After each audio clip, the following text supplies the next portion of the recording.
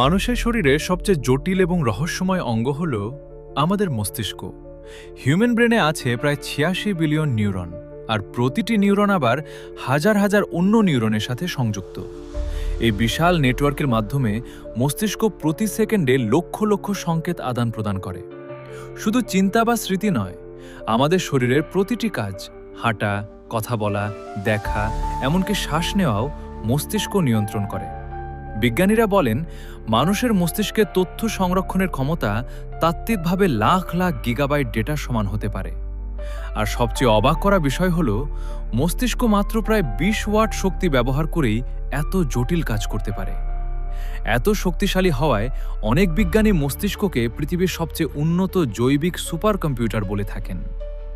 কিন্তু আশ্চর্যের বিষয় হল, আমরা এখনও পুরোপুরি বুঝতে পারিনি মস্তিষ্ক ঠিক কীভাবে এত দ্রুত চিন্তা করে এবং সিদ্ধান্ত নেয়।